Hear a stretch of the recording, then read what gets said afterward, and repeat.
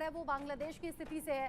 बांग्लादेश की पूर्व पीएम खालिदा जिया रिहा कर दी गई हैं, जेल से रिहा हो गई हैं पूर्व पीएम खालिदा जिया, और कहा यह जा रहा है कि उनके ही नेतृत्व में अब अंतरिम सरकार बांग्लादेश में बनने वाली है। बांग्लादेश की प्रमुख विपक्षी नेता हैं खालिदा जिया, और जैसे ही बांग्लादेश में ये हालात हिंसक हुए या फिर जिस तरीके से शेख हसीना ने अपने पद से इस्तीफा दिया या उन्हें देश छोड़ना पड़ा, कहा यह जा रहा है कि किस्मत चमक गई है अब खालिदा जिया की और उन्हें जेल से रिहा कर दिया गया है। इन हालातों के बीच में जेल से रिहा हो गई हैं पूर्व पीएम खालिदा जिया और प्रमुख विपक्षी नेता भी कही जा रही हैं। और अब चूंकि कल लगभग यही समय था जब आर्मी चीफ ने बांग्लादेश में ये कहा था कि अंतरिम सरकार 24 से 48 घंटे में बन जाएगी, लेकिन आम लोगों से सहयोग की अपील की गई थी। अब यहाँ बांग्लादेश की प्रमुख विपक्षी नेता खालिदा जिया जो कि जेल से रिहा हो गई हैं, और अब कहा यह जा रहा है कि जो बांग्लादेश में अंतरिम सरकार बनने वाली है वो खालिदा जिया के नेतृत्व में ही बनेगी। इस वक्त का बड़ा अपडेट, ताज़ा अपडेट, यानी कि जो राजनीतिक हलचल है वो भी अब बांग्लादेश में तेज होती हुई नजर आएगी। जो हलचल कल से हम देख रहे हैं, सड़कों पर भीड़ और हिंसक घटनाएं, उसमें अब ये राजनीतिक मूवमेंट थोड़ा और आगे बढ़ा है अंतरिम सरकार बनाने की तरफ, एक कदम आगे।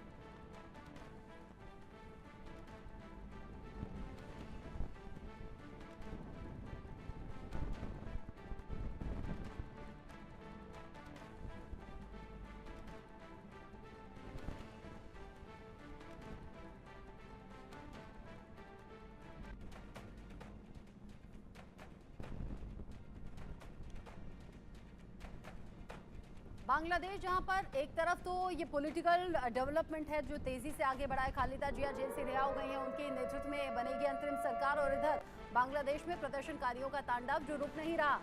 आवामी लीग के नेता के होटल में आगजनी की गई है और इसी आगजनी में 2 भारतीय गंभीर रूप से झुलस गए हैं, जख्मी हो गए हैं। शेख हसीना की आवामी लीग पार्टी है जिसमें इस तरह की खबरें निकलकर सामने आ रही हैं। बांग्लादेश में प्रदर्शनकारियों का ये तांडव जारी है। आवामी लीग के नेता के होटल में आग लगा दी गई है, यानी कि शेख हसीना से, उनकी पार्टी से, उनकी पार्टी के नेताओं से ये जो नाराजगी है वो अब मुश्किलें बढ़ा रही है, और इसीलिए शेख हसीना ने तो देश छोड़ना बेहतर समझा। वो भारत में आ गई हैं, सेफ हाउस में अभी हैं, लंदन जाने की उनकी खबरें हैं। और इधर जो बांग्लादेश में आवामी लीग पार्टी के नेता हैं, उन्हीं नेता में से एक जिनका होटल है, होटल में आगजनी कर दी गई और यहाँ कुछ लोगों को चोट आने की भी खबर है। इसमें 2 भारतीय भी हैं जो कि गंभीर रूप से जख्मी हुए। हजारों की संख्या में प्रदर्शनकारी आए। इसी प्रेशर के चलते शेख हसीना को इस्तीफा देना पड़ा, सेना ने मोर्चा संभाल लिया। अभी सैन्य शासन है, अंतरिम सरकार बहुत जल्द बन जाएगी, लेकिन इन सब के बीच में जो हिंसक घटनाएं हैं वो अभी पूरी तरह से थमी नहीं है। अभी भी रह रहकर हिंसक घटनाएं सामने आ रही हैं, तोड़फोड़ आगजनी जारी है। आज से कहा यह जा रहा था कि कर्फ्यू में धीरे धीरे ढील दी जाएगी, और कर्फ्यू में ढील देने के साथ ही हालात सामान्य लाने की कोशिश सेना की है, लेकिन ये कोशिश अभी पूरी तरह से कामयाब हो नहीं पाई है।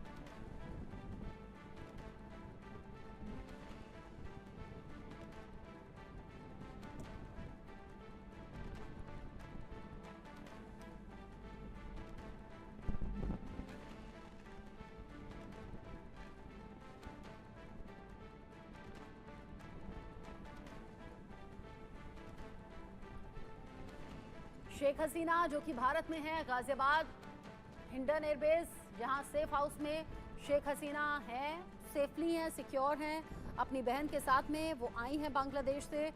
सेना के इंस्ट्रक्शंस पर ही उन्होंने अपने पद से इस्तीफा दिया, अब तो पूर्व पीएम हो गई हैं। लेकिन जो बांग्लादेश के आम लोग हैं, ख़ासतौर से जो स्टूडेंट्स हैं, उनमें कितनी नाराज़गी है और कैसे कल पीएम आवास में वहाँ भीड़, जो हिंसक भीड़ थी, प्रदर्शनकारी थे, घुस गए।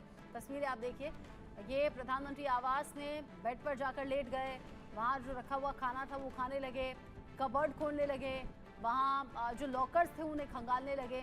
जिसके हाथ जो आया वो उस सामान को लेकर प्रधानमंत्री आवास से निकला, लेकिन वहाँ भी अच्छे खासे गुस्से को निकाला गया है, तोड़फोड़ की गई है, लूट की गई है, जो कि तस्वीरें देखकर अंदाजा आपको लग जाएगा। कई तो ऐसे थे लड़के जो साड़ी पहनकर वहां से बाहर निकले, यानी कि वो एक तरीके से चिढ़ा रहे थे, बता रहे थे कि अब प्रधानमंत्री आवास पर उनका कब्जा है। उन्हीं में से कुछ प्रदर्शनकारी जो टीवी स्क्रीन पर आप देख भी रहे हैं, ऐसी बहुत सी तस्वीरें सामने आ रही हैं जहां प्रधानमंत्री आवास की छत पर चढ़ गए वहाँ जो प्रिमाइस था अंदर का, वहाँ दाखिल हो गए और अब जिसके हाथ जो लगा, इनफैक्ट यहाँ जो पशु पक्षी थे उन्हें भी लोग अपने साथ उठाकर ले गए। आवामी लीग के नेता के होटल में आग लगा दी गई। आवामी लीग पार्टी जो कि शेख हसीना की पार्टी है, लेकिन अब तो पीएम पद से इस्तीफा दे दिया है और शेख हसीना राजनीति में वापसी करेंगी या नहीं करेंगी, इसको लेकर अभी कोई जानकारी लेकिन नहीं है। लेकिन हाँ, चांसेस बहुत कम लग रहे हैं कि उनकी फिर से राजनीति में वापसी होगी। शेख हसीना के बेटे ने भी साफ कर दिया है कि अभी इन हालातों के बीच में तो हम बांग्लादेश नहीं जाने वाले हैं और अपने ही बेटे के पास लंदन में शेख हसीना जा सकती हैं। बांग्लादेश के इस पूरे मुद्दे को लेकर विदेश मंत्री डॉक्टर एस जयशंकर लोकसभा में इस वक्त संबोधित कर रहे हैं, जानकारी दे रहे हैं, सुनेंगे। Speaker sir, since the election in January 2024, there has been considerable tension, deep divides and growing polarization in Bangladesh politics. This underlying foundation aggravated a student agitation that started in June this year. There was growing violence, including attacks on public buildings and infrastructure, as well as traffic and rail obstruction.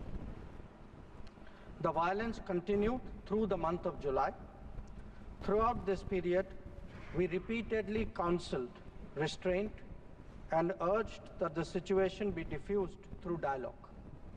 Similar urgings were made to various political parties, political forces with whom we were in touch. Speaker sir, despite the Supreme Court judgment on 21 July, there was no let-up in the public agitation. Various decisions and actions taken thereafter only exacerbated the situation. The agitation at this stage coalesced around a one-point agenda, that is that Prime Minister Sheikh Hasina should step down. On 4th August, events took a very serious turn. Attacks on police, including police stations and government installations, intensified even as overall levels of violence greatly escalated. Properties of individuals associated with the regime were torched across the country. What was particularly worrying was that minorities, their businesses and temples also came under attack at multiple locations. The full extent of this is still not clear. Speaker sir, on 5th August, demonstrators converged in Dhaka despite the curfew. Our understanding is that after a meeting with leaders of the security establishment, Prime Minister Sheikh Hasina apparently decided to resign. At very short notice, she requested approval to come for the moment to India. We simultaneously received a request for flight clearance from the Bangladesh authorities. She arrived yesterday evening in Delhi. Speaker sir, the situation in Bangladesh is still evolving. The Army Chief, General Waqaruzzaman, addressed the nation on 5th August. He spoke about assuming responsibility and constituting an interim government. We are in close and continuous touch with the Indian community in Bangladesh through our diplomatic missions. There are an estimated 19,000 Indian nationals who usually live there, of which about 9,000 are students. The bulk of the students, however, have already returned to India in the month of July on the advice of the High Commission.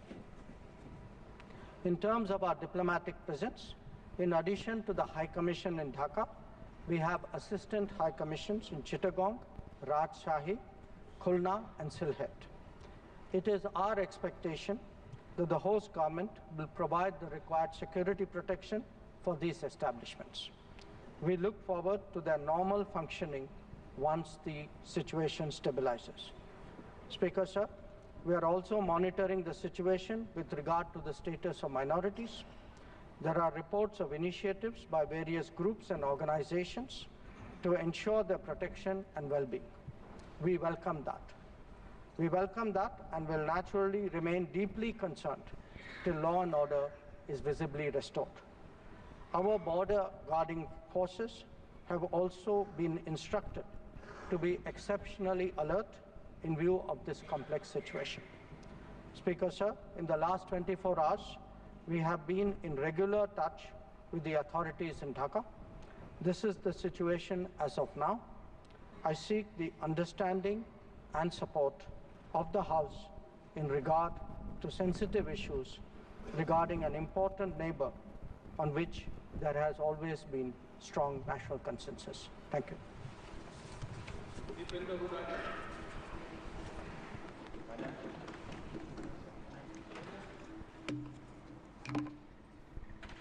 धन्यवाद सभापति महोदय। Finance bill जो कि सरकार की taxation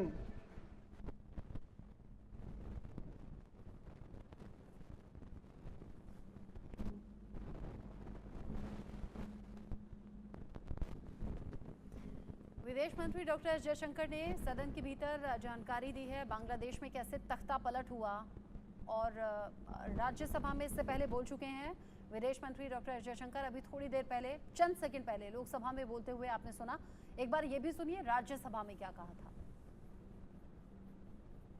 Sir, I rise to apprise this august House of certain recent developments pertaining to Bangladesh.